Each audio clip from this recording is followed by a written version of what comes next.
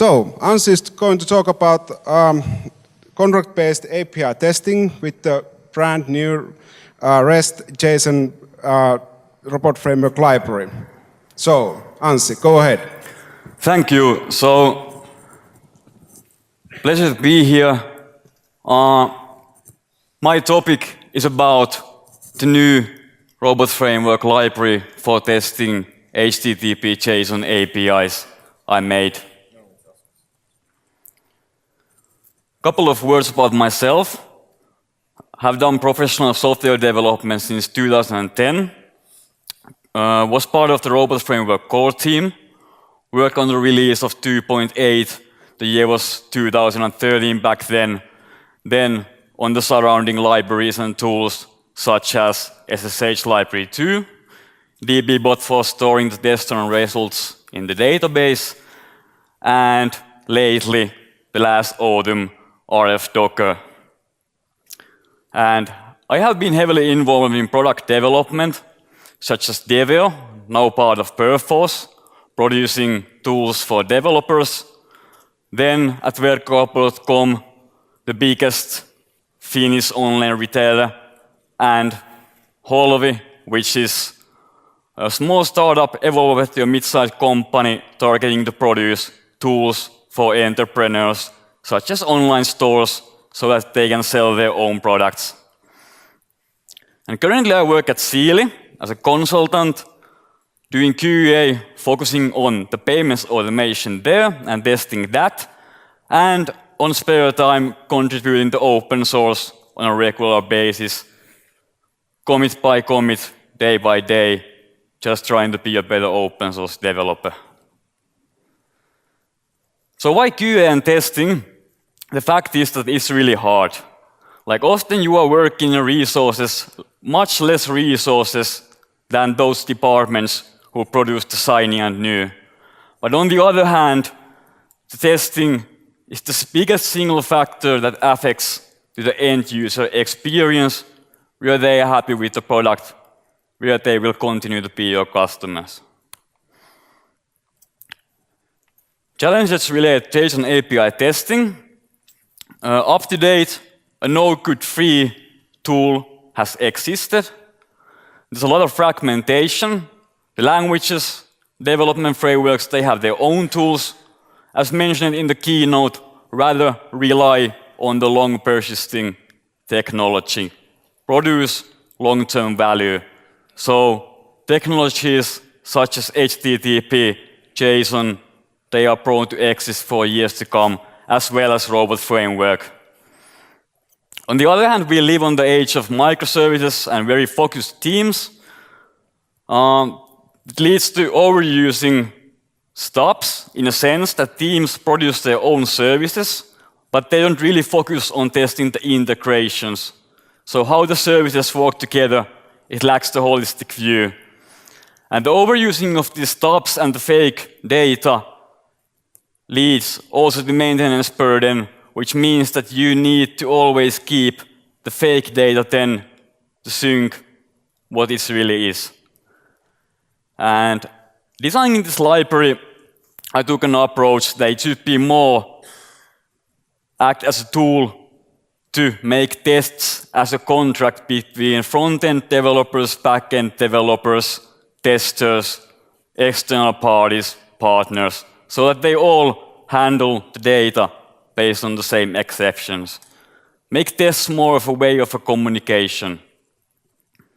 And also there were a lot of discussions on the robot framework meetups for the need of this kind of library and the proceedings in Slack. How this has been done so far is that usually you end up using these three libraries, like request library or HTTP library, then JSON library, and the robot framework standard library collections. And this works to some extent, but the problem below that, a problem behind that is that those produce very misleading error messages because they are not made, except the JSON library, they are not made for handling JSON data.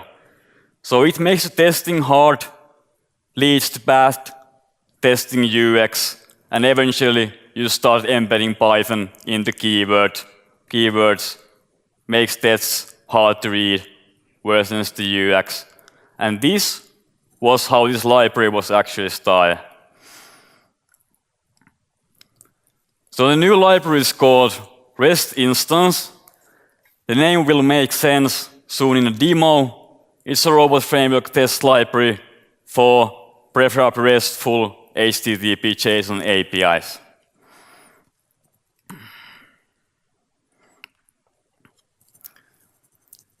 So with this library, you can write a test like this. So what you usually do when testing JSON APIs is that you make these HTTP requests, fetch some content such as user, then check that the response status equals 200, which stands for OK, or you check that for non-existing user, the status equals to 404. Very low level kind of testing relies so much on the data, on the values in this case. And you can also check that the elements or actually properties in JSON contain specific content. And I also implemented the keyword output, which you can use for debugging purposes. So if I run these tests now, for demonstration, this output keyword also outputs what is returned by the API. And the syntax coloring is implemented by Bigmans. Very good library. Thanks for the authors. All right. Got some feedback on this. The most valuable key points being that do not test against values. Because our test environment is lagging behind the production, you end up doing a lot of maintenance. The values are just more of examples. They just bring the concretics to us. So what this means that, for example, in the case of user, you don't test the actual email that the user has. You test that it is an email. So for example, most notably, it has the @ sign in it. So the values are prone to change, a lot of test maintenance. And then also, what happened to your test-driven development? So tests should be more of a design. They define the contracts where within what the software must work, putting the middle D back to DDD.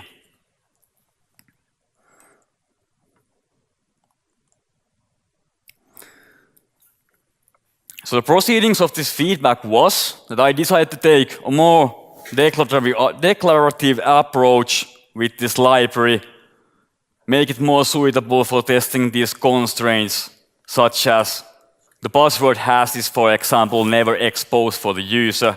If the user changes details, then the timestamp indicating the update should be changed. And by the way, the timestamp should be in this format. And common in finance, and when automating payments, the money must be represented in some specific format. For example, as an integer to avoid rounding errors. And I didn't have to implement this all from scratch, because luckily there exists a technology called JSON Schema. It is described by Internet Engineering Task Force, almost as cool name as Robot Framework Foundation, by the way. And this JSON schema validation can be used for validating the JSON data. So it implements its own keywords for the data. For example, checking that the email you have as a text in a string is really an email. So you don't have to do it all yourself. I don't have to do it all myself when implementing this library. And this is already a very established standard. Draft 04, which is supported by the REST instance, was released 2013, so it already has quite a large user base and community around it. It's well established and stable. So this REST instance tool uses JSON Schema for validating the request you send to API, the responses you get from there, and it generates those automatically. And when you write the tests, this schema gets more accurate. So it's kind of like motivation for writing more tests. Okay, let's go to the second demo then. So what I mean by constraints is that you can start writing your tests like this. So for your example, you don't test that the username is some specific value. Instead, you test that, for example, it must be at least 4 characters. As for email mentioned, you can just test that it's an email. And this min length and format, they are implemented by JSON Schema itself. So they are the JSON Schema validation keywords.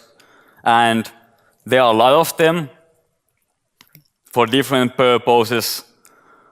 And for the arrays, you can, for example, say that this array should contain 5 items at maximum. It can be 4, it can be 3, it can be 1, but 5 at max.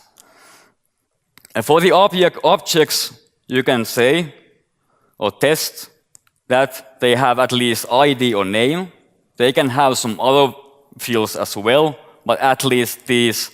And you can test for regexes for strings.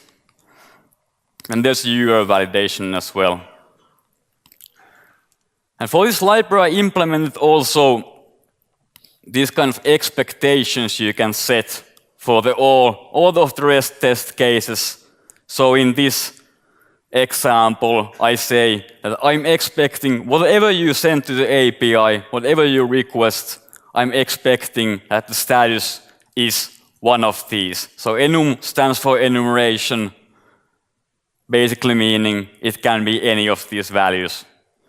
And similarly, you can test, for example, that the requests I send in this file to the API, they must be less than the response must be gotten in less than 1.5 seconds. Okay, demonstrate this a bit. What the schema actually looks like then is that run these tests. So as you can see in the test, I said that the output, the response body schema, and this is what it actually looks like. So it is JSON itself. It describes the constraints, what kind of types there are for fields. It also adds those examples automatically, even if I didn't test them. It gets them and adds them as an example of valid values. All right. Well, sometime, for example, in this case, this user has an address which has a sub-object geo and it has latitude. And what it really is a string, but you notice that maybe this should be rather a number. So in this library, even though the robot framework doesn't support the skip yet itself, this library tackles the problem in its own scope by implementing a skip for these JSON schema validations, which is useful if you, for example, know that, okay, this is string for now, it's reality, I get string from the API, but you know that it needs to be fixed later. So then you can just say, that, okay, let this be number, but skip the validations so test case doesn't fail. And if we check the schema now, you can see that latitude is a string. And with this defined, we run the test cases. And if we go a little bit up again to check it's now a number. So you can do like declarative testing, define how the API should work.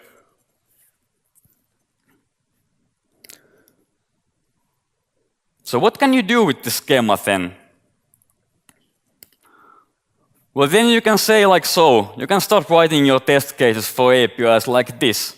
That whatever I send to these endpoints, expect that they pass this schema. And in this example, I used the excellent robot framework Faker library to generate some random data to the API, and I just test against this schema that they all are valid against this, without knowing the actual values that are returned. And for example, we have constraints such as username must have lowercase letters, at least one of them. All right.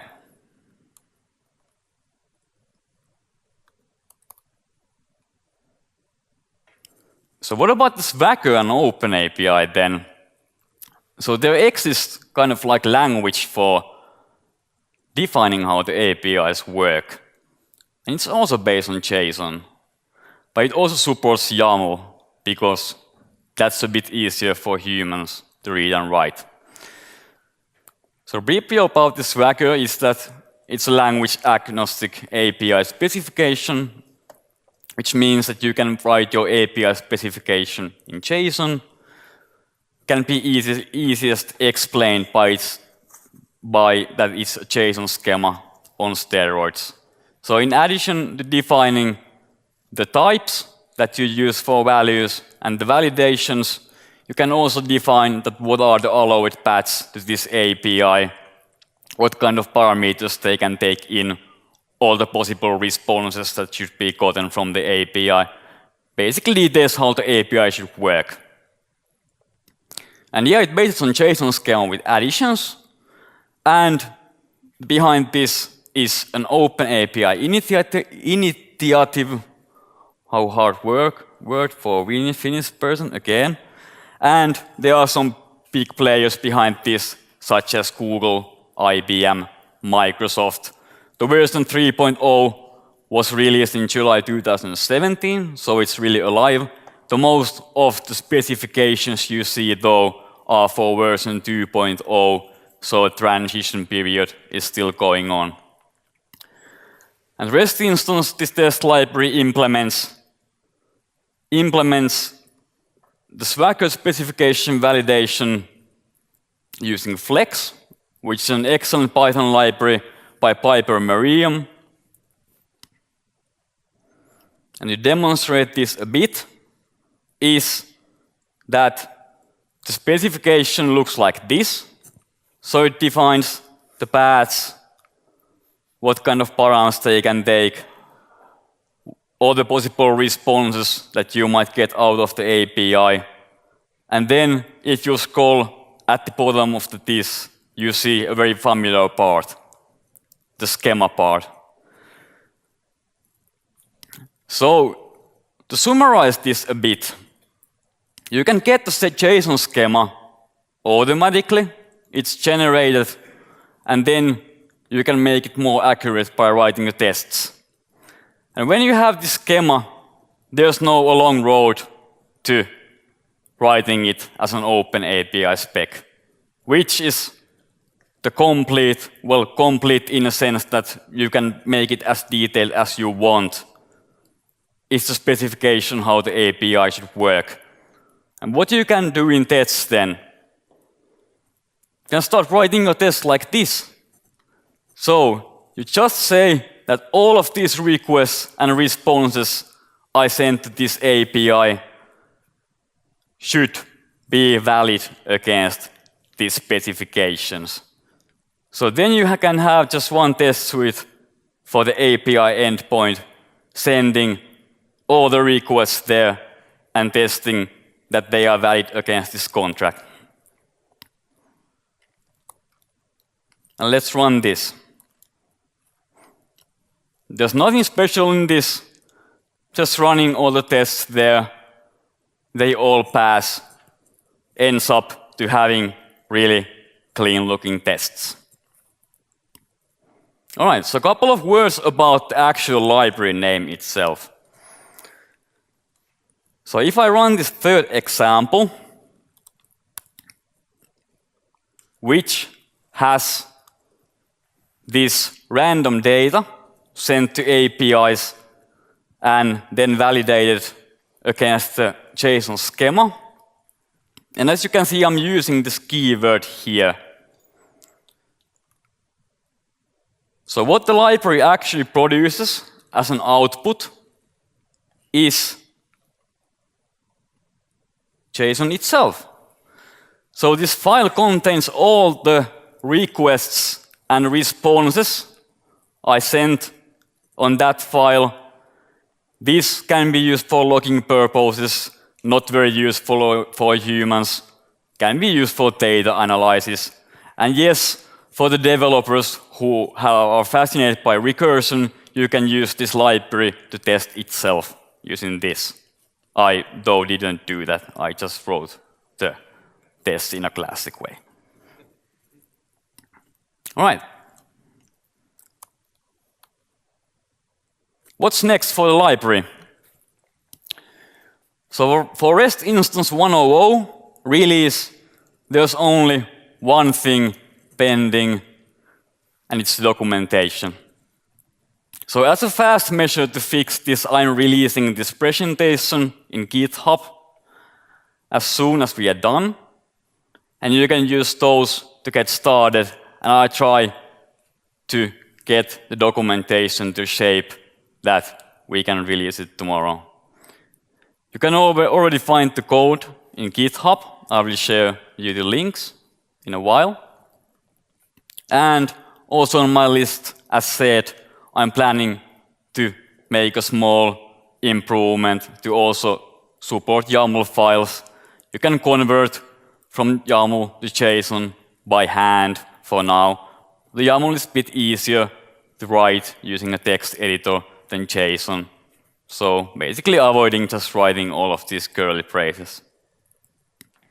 Later on the list, I'm planning also to extend this a bit to generate this open API spec from the tests.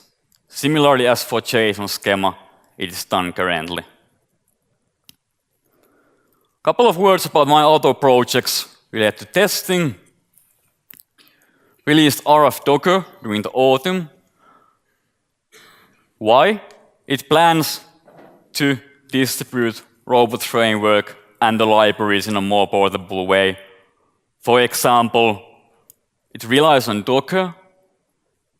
When installing test libraries on the host, you might end up having conflicting dependencies, such as SSH library 2 works only on Python 2, but I have a Python 3 installed, so running those tests in a container will tackle that, because then you can just use a Python 3-based container or Python 2-based container, and that's what RF Docker basically is.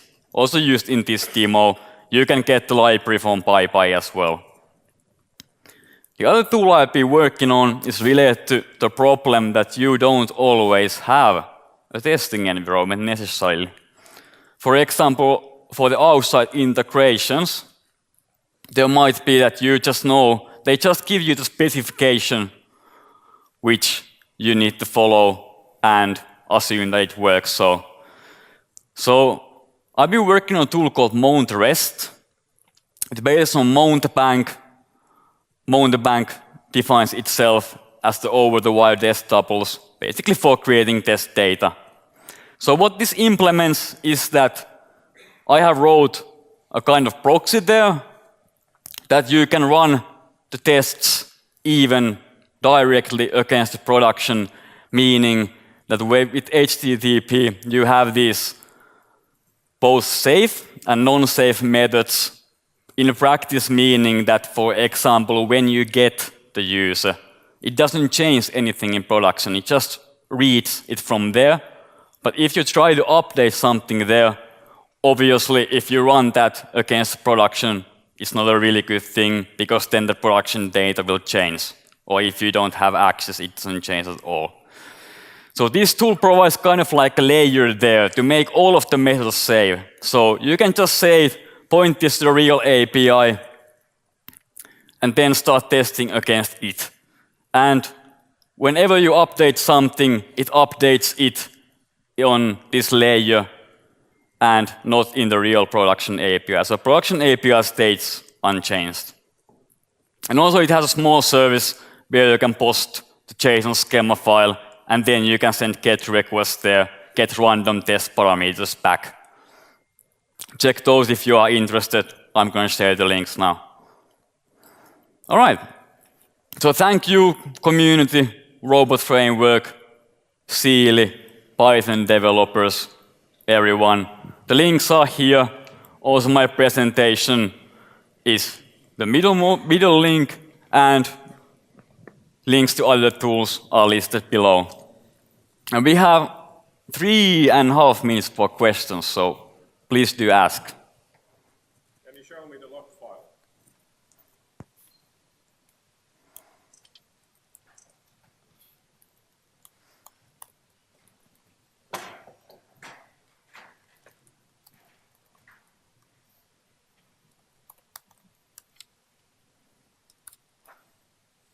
Which of the tests? Anyone goes.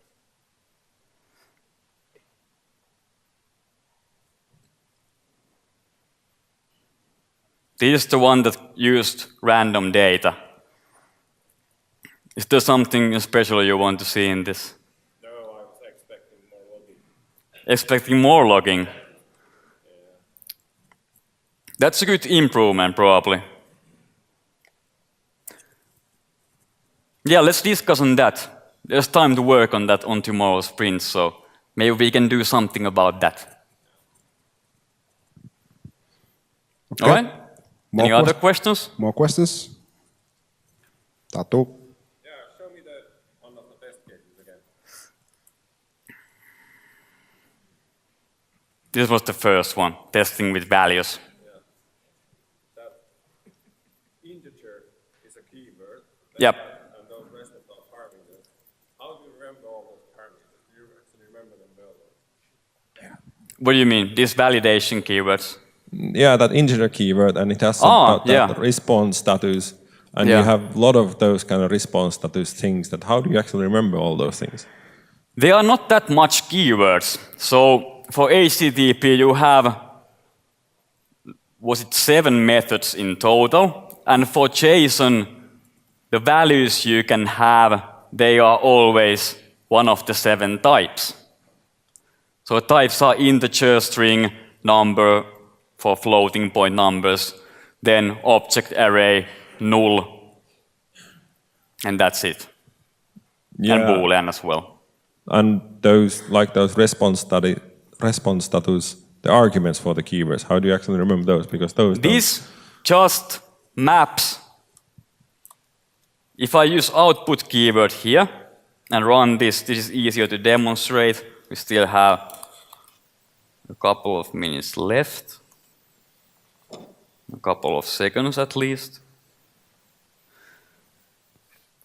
So what this selector actually is just the path in JSON. So for example, response body, well, this is not a very good example because this is the schema part, but for response body, address, geo, latitude.